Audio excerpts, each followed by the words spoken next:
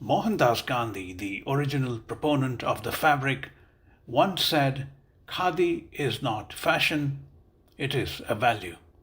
Kamal Haasan, a superstar actor and a man with unbridled passion for all things Gandhi, would seem to disagree in nuance because he believes, precisely because khadi is a value, it also ought to be fashion.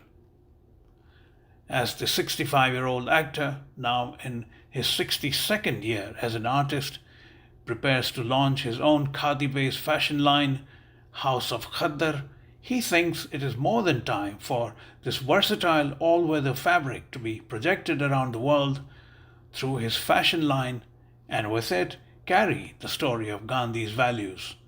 The artist, whose name means a smiling lotus, as in Kamal for lotus and Hassan for smile, spoke to Mayank Chhaya Reports from Chennai about his plans to launch House of Khaddar out of Chicago soon. He's also launching a fragrance along with it. Between the fabric and the olfactory, Kamal Haasan spoke about his unabashed devotion to Gandhi, his reluctance to pursue Hindi cinema more vigorously, and his aspirations as a national politician. This year, incidentally, also happens to be the 40th anniversary of Kamal Haasan's blockbuster Hindi movie Ek Duje Ke Liye. Kamal Haasan. In order to pace my interview, I started by asking Kamal Haasan how much time he had, and he straightaway displayed a sharp sense of humor. That's my question. I'm 66. I'm 60, so. So I always keep asking me that question every day. So we have little time. So let's start our conversation and be glad that we started it at all. That's true. So I think I might have to wait for a couple of them, if you don't mind. I think. No, not at all. Not at all. No, you may not remember, but I'm pretty certain you won't remember. I interviewed you in 1992 for a newspaper called India Abroad, which was published from New York. You were attending the screening of The Unforgiven. Oh, yes, yes. This was on Vigyan Bhavan. There was a film festival on. Yeah. Yeah, no, it's been a long time. I'm sure you meet. I'm a great fan of, I'm a film buff, and now I've become many other buffs. But you're sporting that distinguished silver, or is it part of your makeup? Yeah, silver is a part of my chemical constituent. Silver nitrate is what makes films. So silver, that's hilarious. Silver is part of my being. As they say, it runs in my blood. And come to think about it, this is your 61st year, so it's run that long. 62nd, actually, sir. 62nd? Yeah. Oh, I see. No, it's extraordinary. There are not too many who have a career spanning that much. I have nobody to thank but the audience, not the talent, not even my gurus. They've been kind. My gurus only taught me what they can, but the audience elevated me to another level, which I'm still trying to find the meaning, but it doesn't matter. Never look the gift horse in the mouth. Mr. Haasan, what was your first introduction to khadi? Was it in the historical context of Gandhi and the independence movement, or you just generally had that awareness? I was born into khadi. I literally on khadi, in the sense, my father held me in his lap the first time, and he never wore anything but khadi till he died. Oh, really? Yeah, he was a great Gandhi admirer and open-minded man, and I was a late child. And I was a surprise to myself and him. And I'm glad that I was the children of such parents, of such nobility. When I say nobility, I don't mean connecting it to royalty or caste or community. They were noble people who were simple, frugal, and the idea of khadi was always with me. And when my father was on his deathbed, I felt guilty because anybody who came to my house always asked, "Where's the boss?" to him. He'll be sitting in an uncanny position in the veranda, not usually where bosses sit. He'll be sitting on the steps, reading a newspaper with the dhoti, that very typical of congressmen of that time. So they always were looking for the boss, who should be better looking than him. I see. And he never took umbrage, and he always said, "Which boss? My first son, second son, or the third son?" It happened to him even after the third son was born, and I became a film star. And people always thought he was a caretaker of the house, but he didn't care. It's so strange. He slept outside the house. He never slept inside air-conditioned or other rooms. He preferred to sleep outside. We had to cajole him as he grew older to sleep inside the house. That's the kind of father I had. So you can understand my commitment to Gandhi, khadi, and nonviolence. Indeed, indeed. You know, it's not often understood by the new generation of Indians how intrinsic a fabric, namely khadi, was to the country's freedom struggle. Is it also your intention through this launch to bring about the... Yeah, my intention is to say that we made history. Now we'll do business. That's what Britain was doing with our calico, our cotton, right, or Egyptian cotton. Cotton has a great history of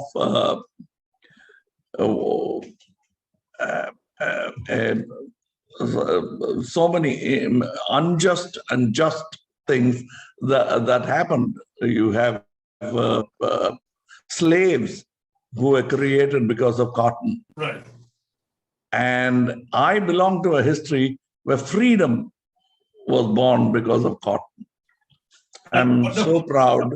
That's wonderful. Freedom. Yeah. And the civil disobedience movement also had the khadi thread running through the weave.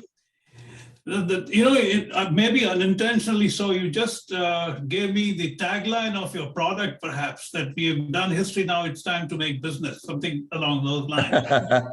Thank you. We've made history, and now it's time to do business. And we are proud to do it with Mr. Patel, who's close to the Gandhi land. Yeah, in fact, I was born not too far from that. I'm also from Gujarat. So there are all three Gujaratis here right now.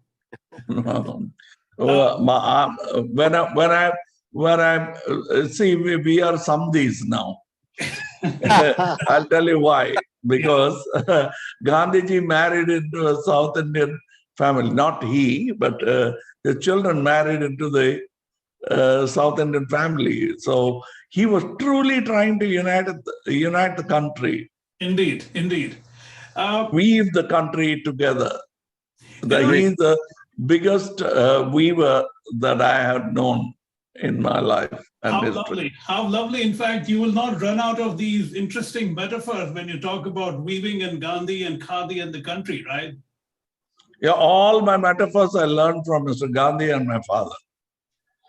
You know, this aspect of yours, at least for me personally, I have not known to this extent that you are so deeply immersed into it. And I went to school in Ahmedabad where khadi was the mandatory uniform. And I've grown up like you thinking that there is no greater fabric. That brings me to... No, when you say it's mandatory, you want to rebel. That is Gandhi. True. There's nothing mandatory. You do what you want. That's why I said in our tagline which is our tagline, would say fashion is being civil yet disobedient. That's fantastic. Let me compliment you. It's really a terrific line. Whoever wrote it, you wrote it. I don't know who did. I did. Oh, I that's came up with a copy. I'm an understudy of Mr. Gandhi without his permission. So I've read all his lines and admired him. I mean, the man was I'm a extraordinary. great captive fan. These are aspects that people don't know about you, because I think your superstardom looms so much over these aspects. I'm so glad that we are talking. I'm glad that you use the word loom. Looming larger still brings about loom. I'm not going to escape puns today, right? Yeah. Can I add something? My dad has been wearing khadi all his life, and he never enforced on us. So I understand what Mr. KG is saying. Yeah, indeed.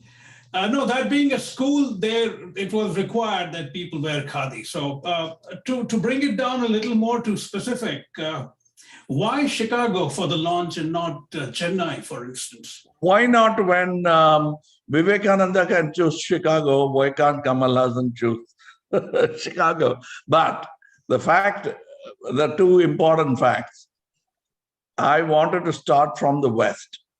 Mhm.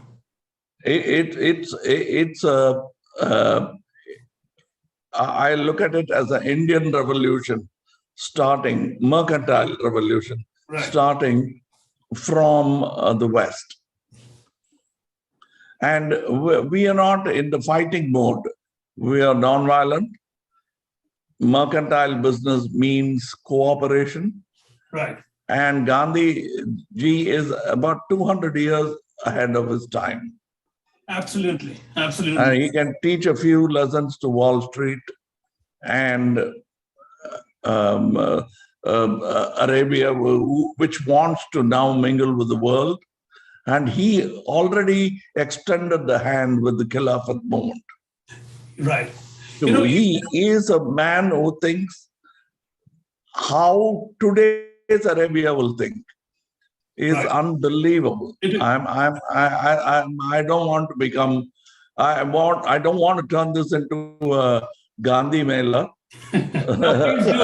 Rather, Khadi Mela would be more.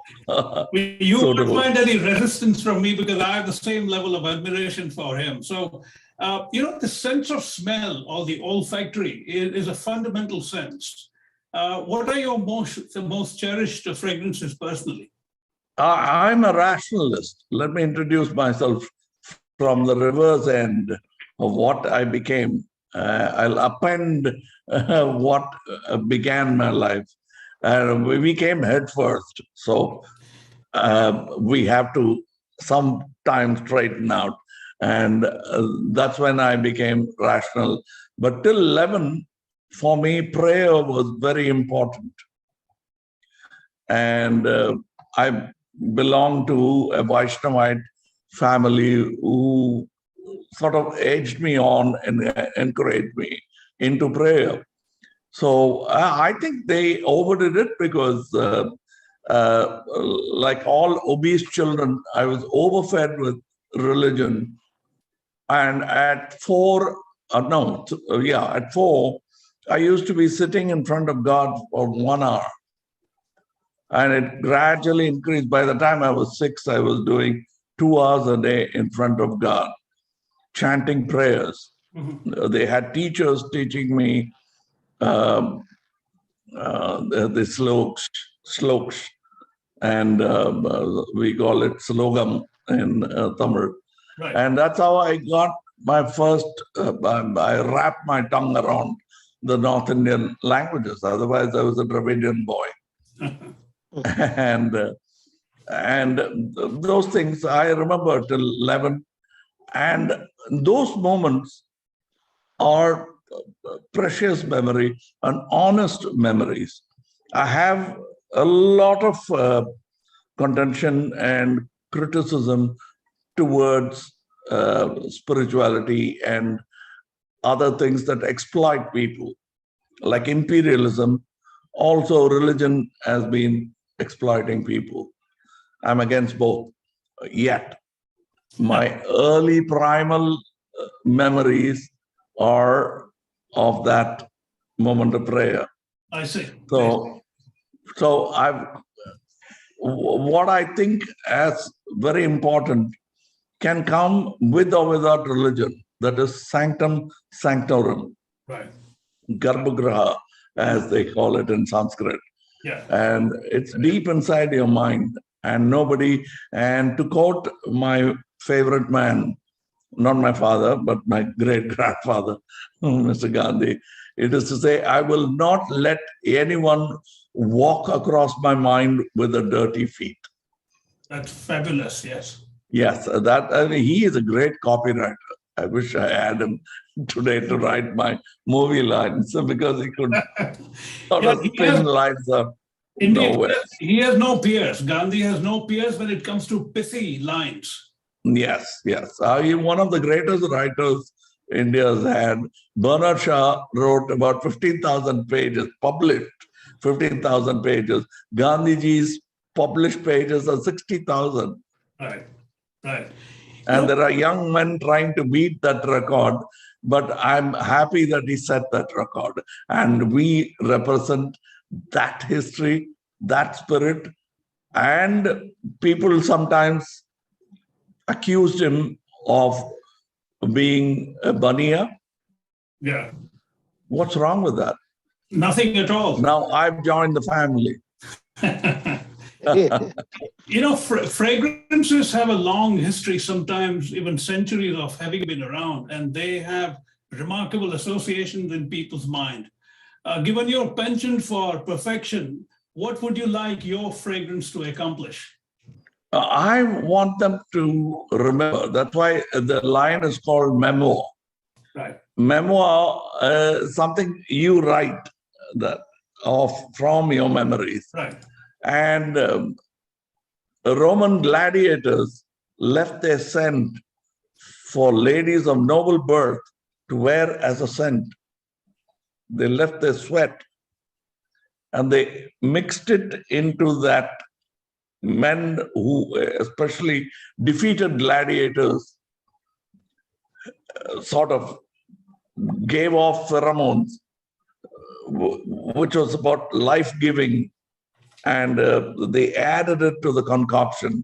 The history of perfumery and olfactory senses goes way back to when we were bipeds and also not bipeds yet.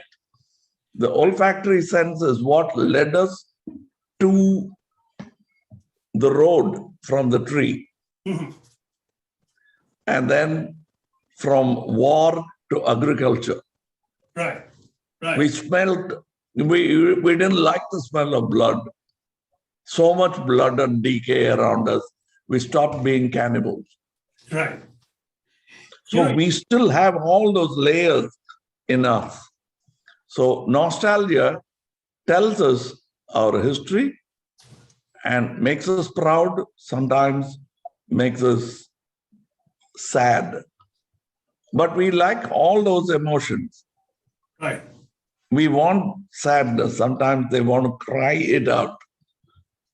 And I think olfactory senses can give you that. Like you hold your child's underwear or a little child. Right. Or your mother's sari. I always, after brushing my teeth, I always wipe my face in my mother's sari, pallu, as they call it, the extension from the shoulder. And I always wiped my face, and she was very upset, especially on the days when she was going out to a special occasion like a marriage, because she used to wear silk. Mm-hmm. And when you wet silk, it takes time for it to dry. So she'll be very angry. But I remember silk, sweat, water, cooking. These are all the memories. And when I went into prayer to my then gods, I was so happy in that environment. It gave me peace. It's a good day, a good way to begin a day. You know, And you have that's why I called it Sanctum Sanctorum. And believe me, I'm not a believer of God. right. You know, you rightly pointed out how remarkably versatile khadi is in all weather conditions. Yes. Why do you think fashion labels across the world haven't really come to terms with that, or they don't know, or they don't particularly care? And is it one of your objectives to change with your own? I'm glad. I only thank them for their ignorance because it is left to me now to touch upon a fortune, a pride, the history that is mine to own, to earn, and to live off. So it gives me pride to do that. And I'm happy they missed out on those things. I mean, I'm sure many people thought of mapping the world for others to see, but the Google beat it to it. And we'd like to be like that, who sort of hit on a simple idea and expanded it further. And this cloth is an all-weather cloth. Right. Are you? And Sorry, go ahead. we are seriously thinking of taking it further. Are But you?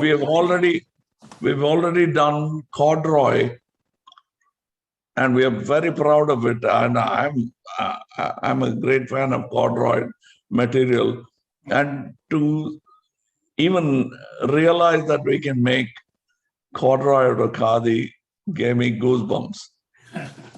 Are you a I mean, very corduroy bumps. Sorry. Are you a hands-on entrepreneur in the sense, do you get deeply involved with both the fragrances and the fashion, the design part of it?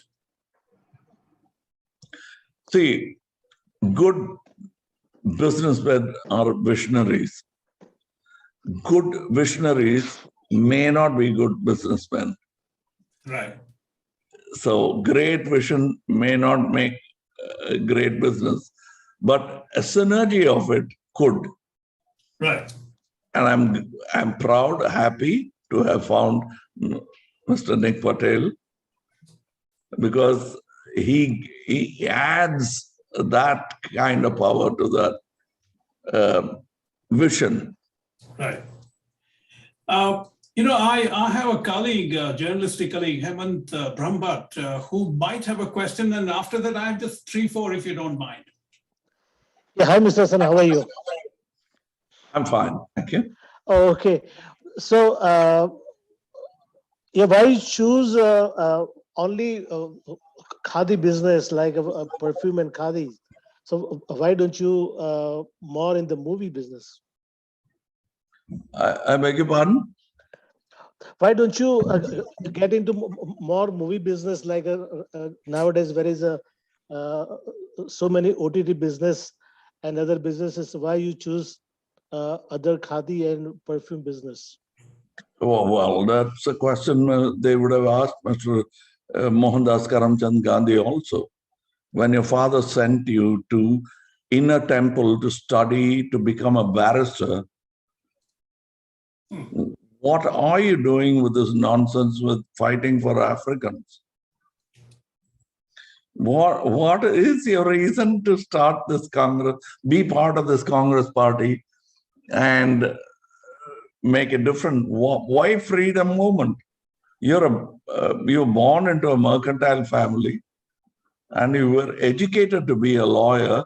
You never used any of those things. Why would you want to go into this? That is individual will and liberty. Right. And I'm using it. Oh, okay. You know, Thank looking you. at just a couple of your career-related questions I'm very curious about. Like we discussed, it's your 62nd year. You began in 1960, around little before 1960, as a child. Is there a muscle memory that gets built into you as an actor, having done it for so long? And does it restrict you or does it help you? muscle memory is great meat for mimics. They'll chew you up.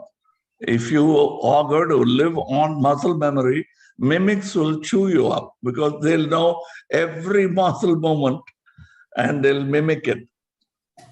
It is memory that's good for actors, and genuine, honest memory, which they are trying to replicate. Brando is Brando not because he's a brand, because he's an honest man who came out with his ideas. And then there's a time when people don't want to look at it anymore. But the ideas he put forward still lives on. And that is the brand. Right. And that's a brand I used, and I'm now creating my own brand. You know, the purpose of my asking you that question was because whether or not one likes it, body does what the body does, right? So how have you so successfully managed to fight that aspect of your careers? And Which one? The muscle memory part. There are things which No. Muscle memory is involuntary, and it will happen whether you like it or not. Right. Taking control as an actor is another neurotic business, as Brando calls it. Indeed. Yeah.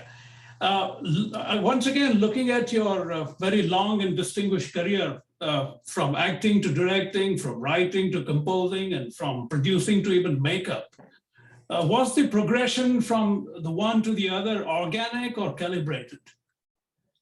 I would say that it's a travel, it's a journey. So let's settle for organic, because I wouldn't like to put any other new word to it, because organic seems suitable for now. But in my travel, I didn't want to touch these milestones. They just passed me by. Okay. I was surprised when they did pass me by, because I was traveling at great speed thanks to applause and my gurus and teachers. I was pushed head first at vision, which was also mine, but also theirs. Cinema is the most democratic art, and I'm glad to be part of that art. And that's why I cannot talk of myself alone. I'll have to talk of so many people who made me do that. And there's nothing called strategy in my life. It's all vision and emotion. Right. Your hugely successful Hindi outing, Ek Duje Ke Liye, is celebrating its 40th year this year. It established you as a major presence in Hindi cinema almost instantly. Curiously, though, you've been a rather hesitant presence in Hindi cinema. Why is it that people are wondering that somebody of your caliber? It's so easy to talk about it now, because it's in hindsight. That's because I never considered cinema to be part of the underworld. I thought this is art, and it should operate independent of kings, underworld, and other influences. So I didn't want to be there. That's one of the reasons why I played perhaps Nayakan. Right. No. Because it's not to say anything bad about Varadaraja Mudaliar. He had nothing to do with films. I'm talking about what did exist in Bombay. I don't know how subcutaneous it is now, but I'd like to keep away from it. I'm an artist, and now I'm a politician. Right. So I'll pounce upon those things that will exploit my people. That's a damning indictment of what you just said, especially the underworld connection. It has been pretty prominent. It's been written about. Everybody knows it. I don't know the extent of it now because there's been a great deal of corporatization of in the cinema industry. But I'm sure there is still some influence. I'm sure there is, but now I have armed myself with the will of the people. I'm a politician. Right. I'm coming back. Yeah. I'm coming back into meeting people of India Right. across barrier of language and ethnicity.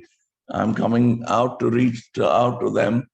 And this is a sign that I want to embrace all. Right. Yeah, this is a perfect segue to my last two questions. How has been your experience so far as the founder of a political party, as well as generally within the state and national politics? Well, an honest man has to suffer a little more. A taxpayer suffers a little more than the tax evader. I'm willing to do the suffering, but even the Christian prayer says, suffer me to come to thee. I will go to the people, and suffering doesn't matter. Right. And I consider it to be suffering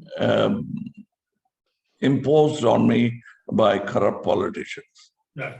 And I just want to sow the seed of democracy into people's mind. They have to participate in politics. That's why even business can have politics mingled in it, like House of Khaddar. And are you consciously or subconsciously channeling the most obvious influence in your life apart from your father? I'm talking about Mr. Gandhi. How are you channeling it through your political outing? Absolutely. There isn't a day we don't talk about Mr. Gandhi. Why I say Gandhi is not because he's inimitable. Mm-hmm. I think Gandhi is imitable. Do you have the guts? It's a challenge I throw to my fellow Indians. Gandhi is imitable, and India can produce many more Gandhis. I am an aspiring one. That's very well put, Mr. Hassan. It's quite remarkable. Would you, and to let you go, would you care to talk a bit about your plans for the M&M nationally? I might be a Tamilian, a Dravidian, whatever you call it, but we built this nation. Right. It happened by accident because we were split into many kingdoms. For mercantile reason, the British sort of stitched it together with Indian railways. Thanks for the stitch in time, which has saved 9. We are now a country, and we have to pursue this dream instead of being secessionists. Right. And I will be national. I am national. I am part of the national politics. And a pebble into the pond will reach the other shore. Right. So you cannot just keep me to this side of the pond. And to end it on a somewhat of a tangential note, I've always been curious, and I think you've talked about it, your name. Do I take it one can interpret it to mean a sort of a smiling lotus? Yes. My father, when I was a child, I came back complaining that my Hindu friends are asking me, but my name sounds queer because